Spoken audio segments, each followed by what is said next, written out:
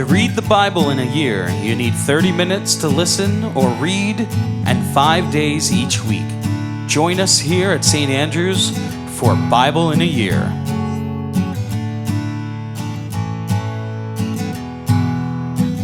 So we're doing... We didn't talk about Ezekiel's wife, though. I know I didn't want to talk about that. Oh, okay. We can talk about it if you want. No, I just always feel for him, not being able to grieve. Yeah, the performative prophet thing is really not something I would sign up for. Not that he did. Well, I was going to say, I feel like we're getting to a point where Ezekiel's got to be going, please, don't call me anymore. Yeah. Some cool visions at the end, though. Yes. I'm not sure I'd want to live his life to get those. No. Yeah. No, if you asked me whose life I wanted to live in the Bible, it would be really hard to come up with anyone, really. Enoch. Yeah. You get Enoch walked with the Lord and was no more. Okay, works for me. That's pretty good. I like that one. Yeah. That's in, like, Genesis, what? Just 5? don't dive into the Apocrypha. No. Well, and Elisha also just went up, but he had a little more complications along the way. Yeah. So we are in week 45. Yes. Yeah. 45. And we are going to go ahead and finish Ezekiel and do a little bit of John so that next week, week 46, we can start out with Daniel. And, we haven't talked about this, but people are doing this in different ways. I mean, some people are already done. Yes, there are 2 people. At least 2 that I know of. Vasantha and Annette. Those are who I know of. Yeah, I don't know if anyone else is already done. I am barely making it through each week, so if you're barely making it through, I'm right there with you. But we've gotten a significant chunk of scripture done. Yeah. In just about 10 months. And we're wrapping up pretty quick. It's gonna. We turn this over and we've got 1, 2, 3, 4, 5, 6, 7 weeks left. And it'll be Halloween. Kid stories for Trunk or Treat this year. Kids stories. That's so fun. You know those legs you were egging me on to buy? No, I don't. Department store. Oh, yes. Yeah, got them. They're going to be part of Trunk or Treat now. Nice. What was it? Wicked Witch of the East? Oh, yes. Yep. That's so perfect. And I was just noticing, we still have that scarecrow in there from... Do we? Yes. And I'm like, why is that still in the living room? But it's still there. So you should snag it. I'm snagging that. And then it'll be out of the living room, which will be great. And it'll be ready. So... We're going to totally dive in here in a second. Did you see the other thing I found? It was like pool noodles, and you cut them at different heights and spray paint them whatever color you want and stick like fake tea lights in them to light up. So you get candles, yeah. I thought that was really cool. I saw that and I was like, that and would cheap. be. Yes. Big and cheap. And I was trying to think how and where, and those would look really cool. Like if we made them that size, flanking the driveway. Mm-hmm. So, Trunk or Treat is coming. If you need creative ideas. Or you have other creative ideas, feel free to add to the fun. Children's stories, which are not Ezekiel. But they do get tackled in the children's Bibles. A little bit.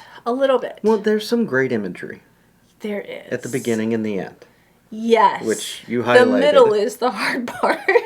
And as I was reading this, the thing I kept coming back to, and it got highlighted, and I don't remember where it was highlighted. This isn't just happening because God is wanting to turn his back on the people.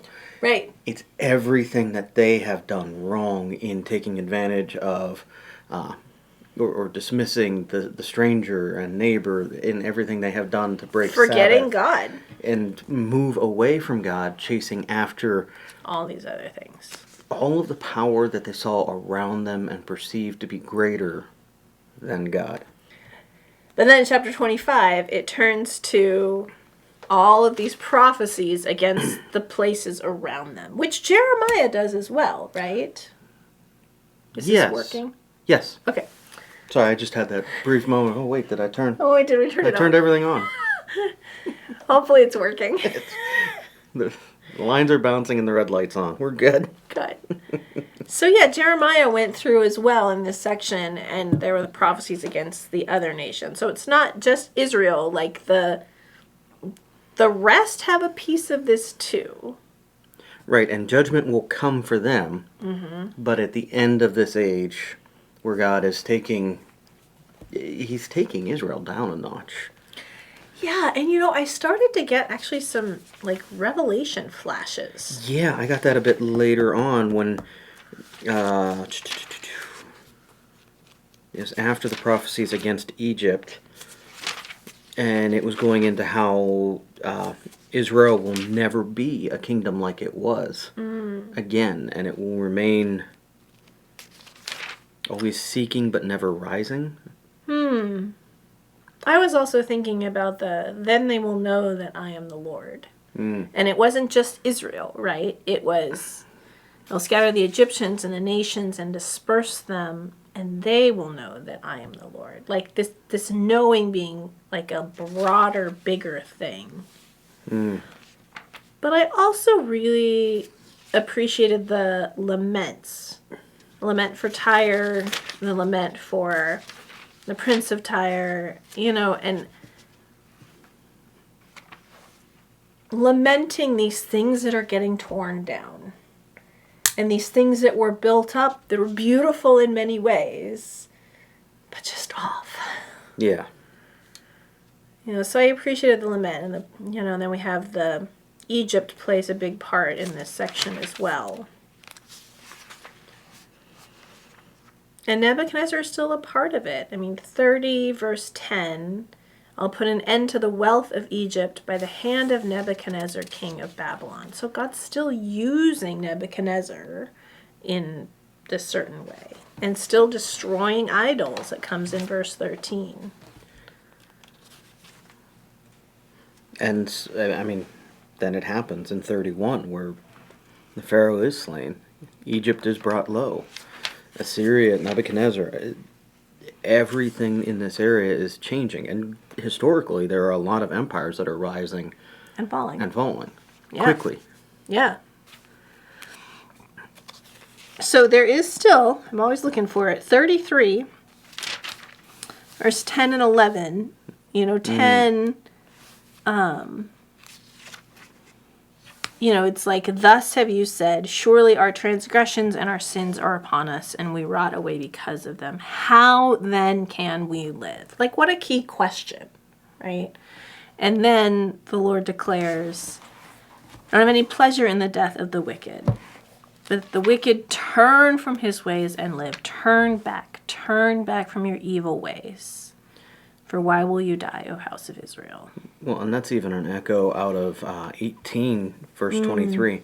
Have I pleasure in the death of the wicked, declares the Lord God, and not rather that he should turn from his ways and live. And there's that constant echo that God is giving us, that it's judgment, but it's not him fully turning on. Yeah. So... Well, when we get to 34, I start getting these echoes of Jesus. And how do you not when we start talking about the shepherd? In 31, 5, it talks about how God says, my sheep were scattered. And 6, they wandered all over the mountains and on every hill. My sheep were scattered all over the face of the earth, with none to search or seek them. 34:5. 34:5. What did I say? 31:5. Sorry. In my mind, I said 34. That's all right. But this idea is like, there's no shepherd. There is no shepherd for these scattered people. And even then later talks about like maybe indicating that the shepherds are even eating the sheep. And then there's a good shepherd who will search and seek. And that's been an echo throughout with, again, that Son of Man phrasing. Yeah. But even jumping a little bit further ahead, going into chapter 37, the dry bones. Oh, yeah. There's a lot in 36, though. True. Like, you start getting this huge, like, swell of hope starting in verse 22. You know, in these images we get in the New Testament, I will sprinkle clean water on you. And that's very comforting to those who have had baptism by sprinkling. And I will give you a new heart and a new spirit, and give you a heart of flesh, and I will put my spirit within you. You shall dwell in the land that I gave to your fathers, and you shall be my people, and I will be your God. I mean, that's a huge swell of hope. And then, yes, you go into 37, which is such an amazing chapter. And out of death is life, and it's new, and it's that hope that just burns as an ember for Israel until Christ. And it's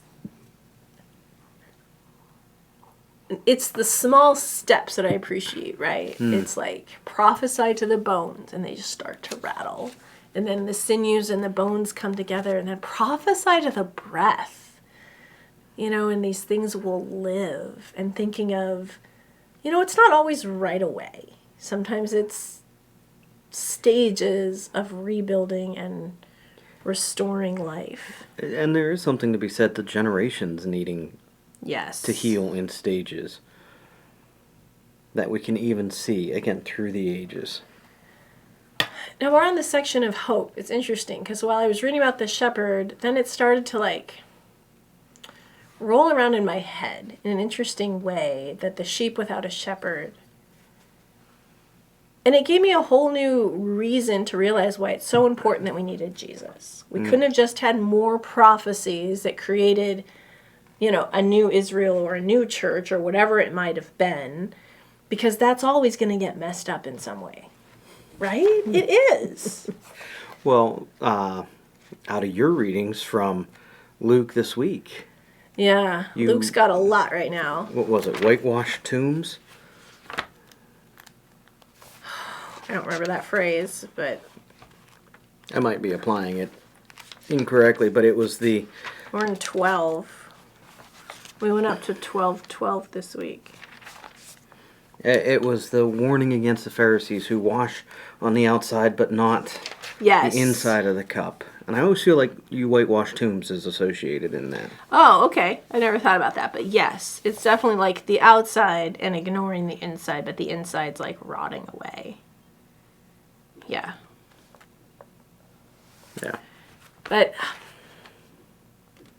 that idea of if we set up like a thing that's supposed to be the shepherd or supposed to lead us to God, the thing always fails. Well, and that's the system of worship is meant to point to Christ and be a stopgap, not the continued answer. Because we have a tendency to create rules and regulations and become a burden rather than life-giving.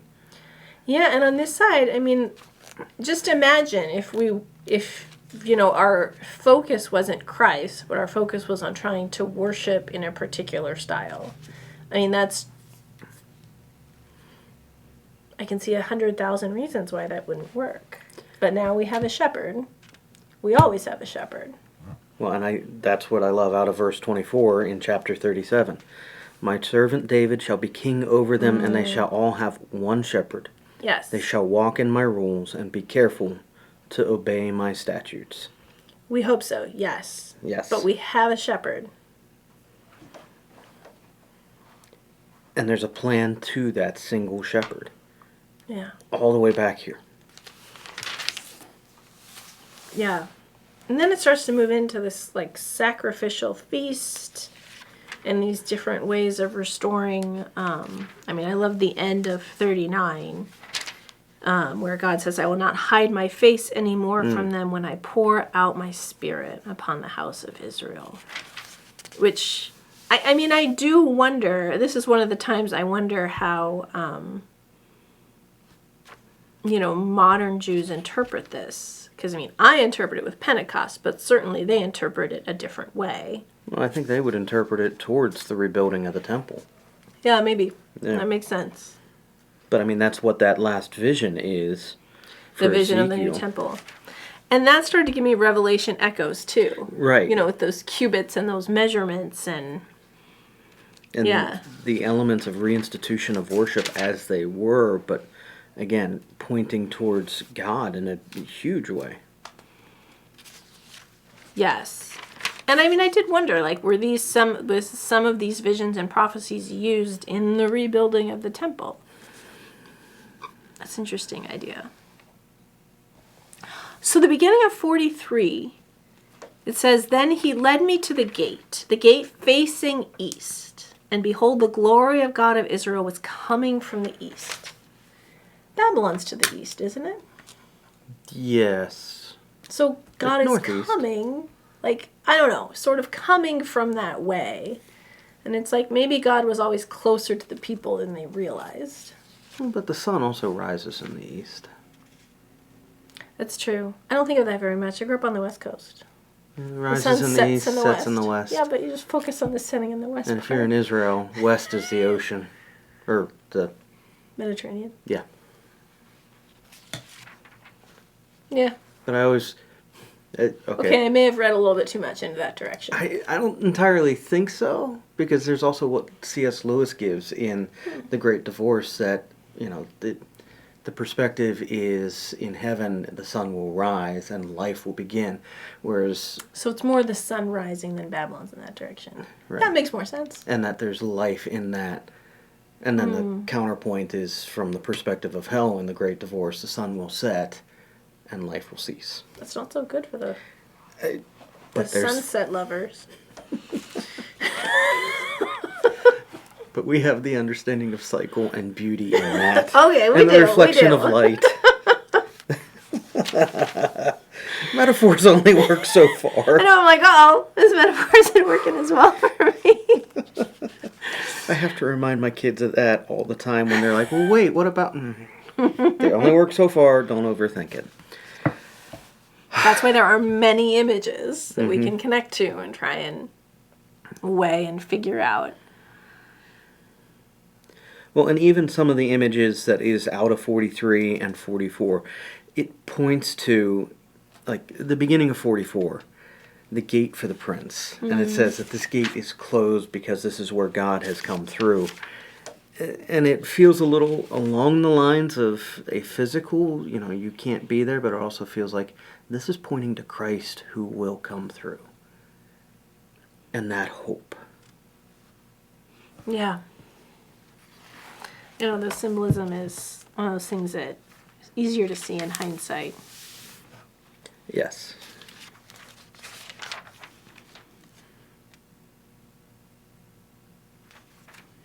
Is there anything else that jumped out at you? I think, 37, 47, 48 is starting to divide the land, you know, and create space again for people to come and be. And quite honestly, I think the main thing of all of that, though, is the very last words of the book.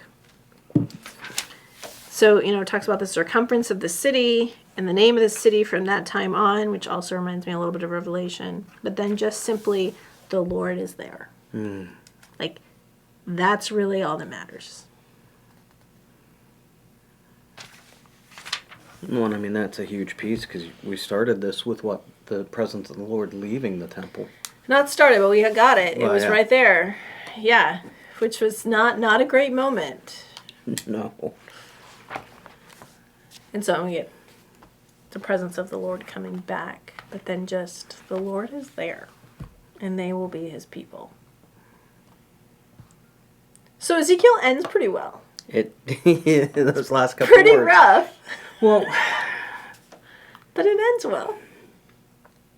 it's got to be sitting with that reminder that this is the judgment against the people for all they have failed in. Yeah. It's not comfortable. No. I think we need to be careful because we fail at a whole bunch too. And that's... We claim grace a little too easily sometimes. That's true. And it's trying to hear our detractors and learn and grow. And be better. Yeah.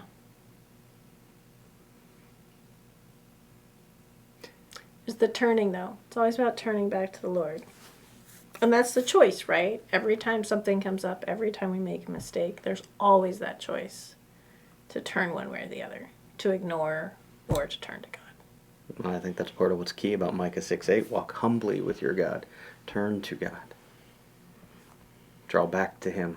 I think the older I get, the better I am at the humble part. Parenting is very humbling. Got a great little comic strip for you on the board there. Yeah. He avoids envy, wrath, lust, greed, gluttony, sloth. The problem is he's proud of it. Oh dear. It's a reminder That's to myself just as much. That sounds very fair. I don't know how you make that a verb, but it's like the Pharisees. I will look like I am. Yeah, pharisaical, maybe? I don't know. We could make up a word. We're making words up. We look like we have great faith, but are we really getting it? Where's our heart? But John, the Good Shepherd. Yes. Which, I mean, such a beautiful echo after Ezekiel, and they have no shepherd. And the sheep that are wandering without, the ones that have been preyed on by their own shepherd. Now, this is one of the things about context, because it starts out 10, truly, truly, I say to you. And I was like, well, who? And I'm like, oh, this is still about the man born blind who was healed and all those people who were upset by it. And I'm like, is this the same audience? I don't know. John's not really very chronological, I don't think. Well, and I think that about something else I'm going to ask you, but... Well, and that truly, truly is a take note. Yeah. That's the exclamation point of the original language. But there's also a little of grace in it, right? So, because verse 40, some of the Pharisees near him, this is in 9, sorry, some of the Pharisees near him heard these things and said to him, are we also blind? Jesus said, if you were blind, you would have no guilt. But now that you say we see, your guilt remains. What if we just keep going? Truly, truly, I say to you, he who does not enter by the sheepfold door, but climbs in another way, that man is a thief and a robber. I don't know. It's just interesting to think of that audience that's quite adversarial is the one that he's offering. I am the good shepherd. You don't have to be so threatened or so concerned. This is the goal.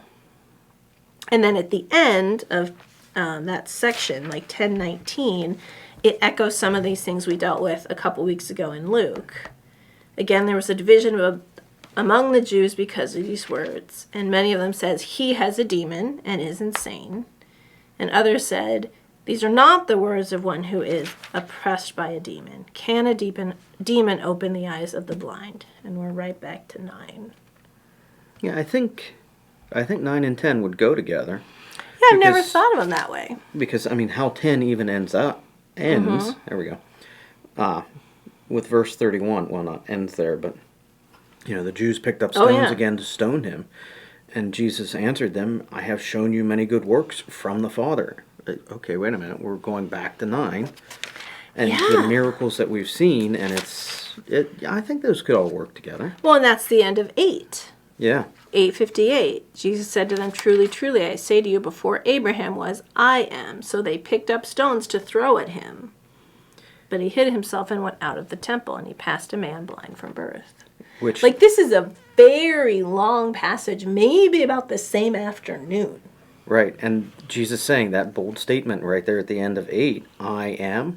That's a huge thing. And, again, 10:22 and on of claiming that he and the Father are one. These are bold things to lay down to that crowd, to that audience.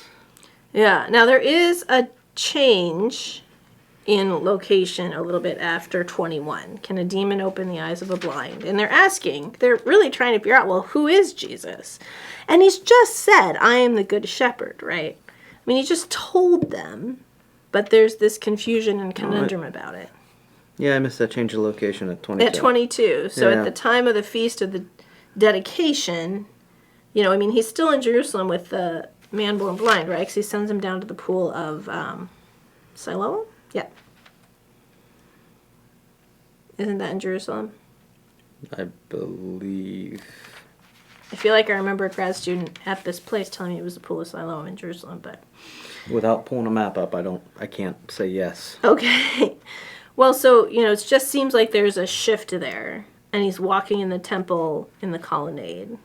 But yeah, again, they pick up stones to stone him. And this feels a little Acts-like, right? Like Jesus just escapes or he's just gone from their hands, like we get in some of those prison breaks in Acts. Well, also it reminds me of, Luke, when he, starts in Galilee in his hometown, in Nazareth. And there's that crowd that wants to And then crown they're him. all upset about it, him saying that this is actually for other people too, right? And so they get all upset, and he walked through and disappeared. I thought they wanted to crown him king, and that's why he was... Not in Luke. In Luke, he basically starts saying this is for someone else, and they get upset. But There are a couple examples of him just kind of fading out of the crowd. yeah. And it's like, how interesting. But we arrive at Lazarus. Yeah. And we already had 10 end with, and many believed.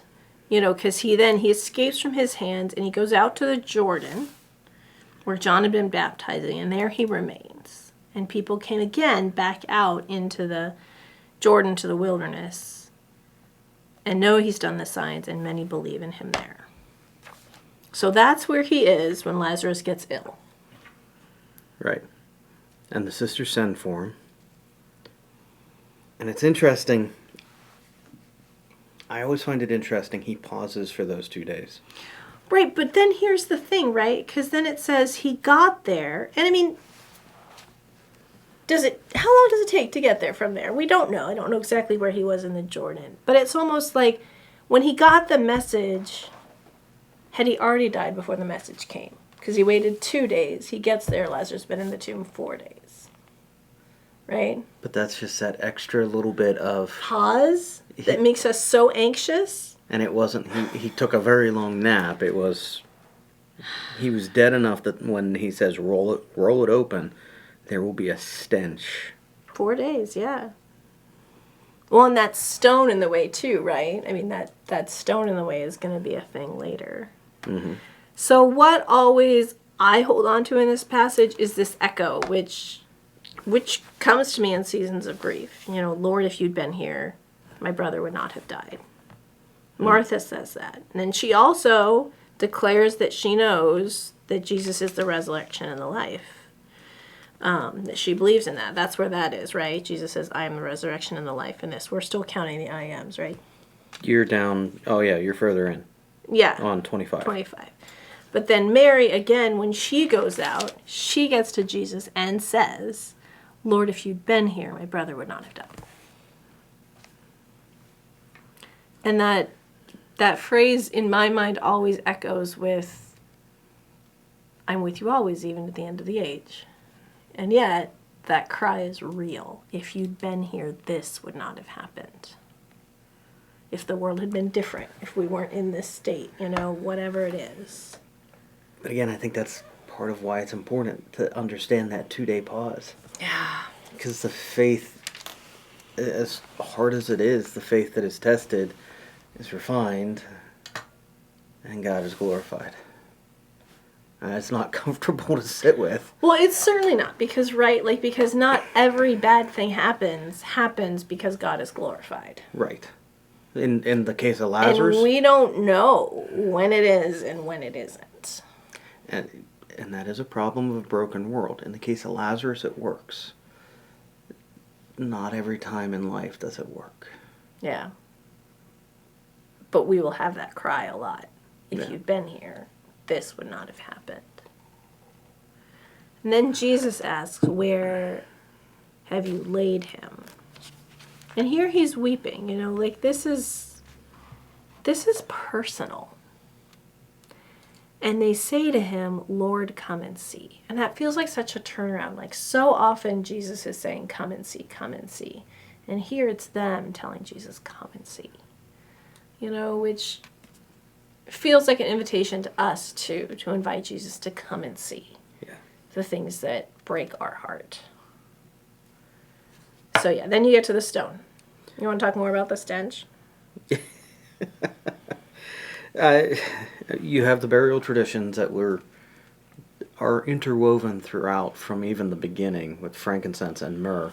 Yeah. And I mean, they don't embalm people. Right. They just pretty much... kind of refreshing. It's creepy.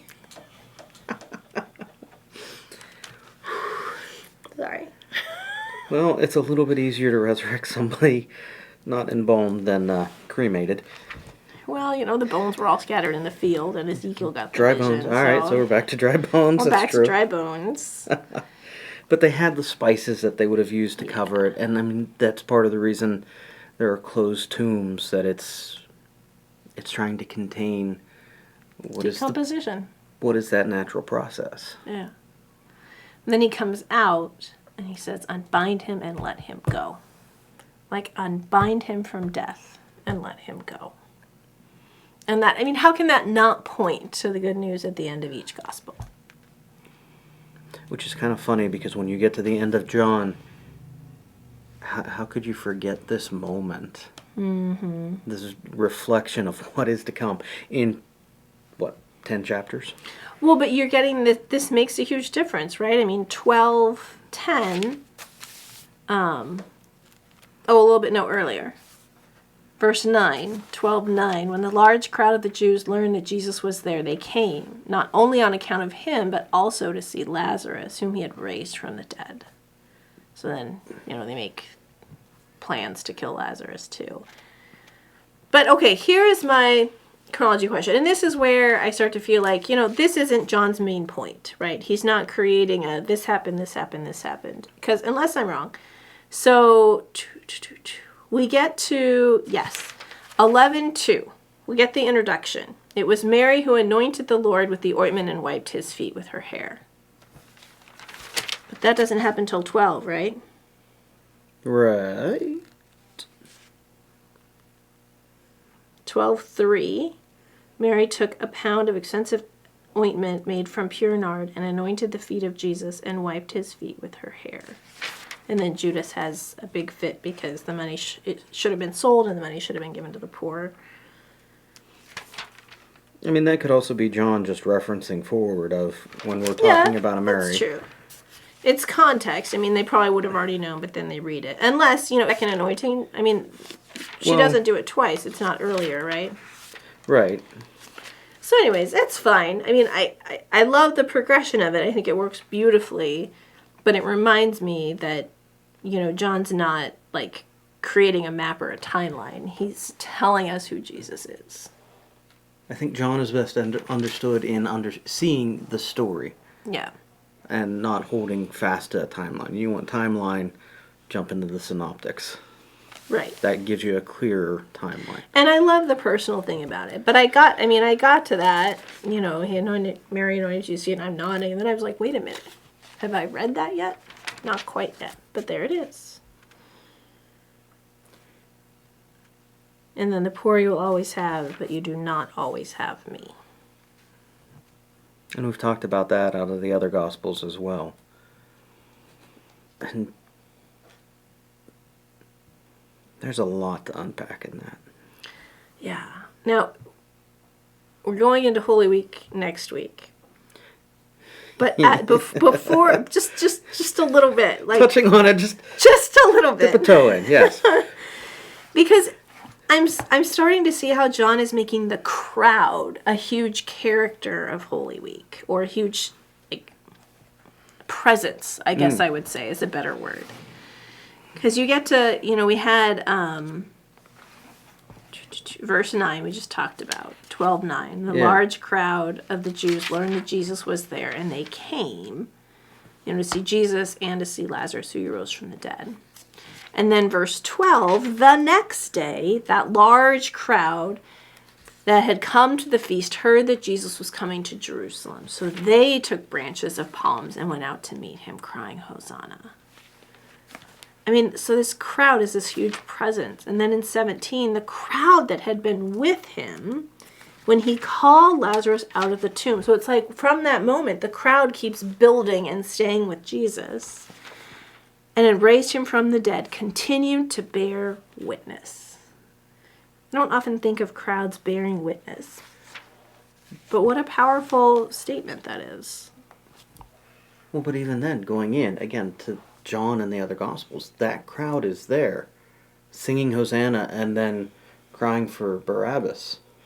But hold on. Let's look at the positive side of the crowd. Let's give him just 1 minute. They witnessed, and they cried Hosanna. Hey, let's just stop there and let him have a moment. And okay, we can give them the week. Okay. They have a week where they turn around anyway, so. But no, you're right. He does build them up. They get this space to be those who witness and who proclaim. And then we'll even, in the end, witness again. Yeah. Huh. And John, I mean, it's like John has sped up and then he really slows down in Holy Week and gives us a lot of the richness of what is said and what is grasped and what is trying to be perceived in the midst of those days. Yeah. Feels weird going through Holy Week in September. Yeah. That's fair. Yeah. But it'll be a good moment of reflection before we transition seasons into Christmas. Christmas is coming. And I mean, we finished John. Oh, and we go into the first John's, the rest of Johannine literature, and then we do Revelation. Yep. And Revelation will be knocking out right around October with Job. There's some good theming. Well, and November starts with All Saints' Day. Yes, it does. I feel like we need to build that in more. Mm. You know, Halloween is really tied to All Saints' Day. And the hope of resurrection and new life. Yes. And the communion of the body of Christ and all the saints and all the ages. Which is a beautiful image. Past, present, future. Ah, the past is hard. The present is confusing. The future is... hopeful. We hope. Let's stick with the Hebrews 11, you know. Yeah. It's the things that we hope for in faith. Yes. So if you are, I just want to encourage you that if you are struggling through the end of this, so am I. But I get to this moments where I can stop and look at all of it, and it's really been quite a journey we're on. Yeah. And we're almost there. We can do it. Almost done. We'll have completed it in a year. I think the last reading is October 27th. No, 25th. So Okay. 27th is a Sunday, I believe.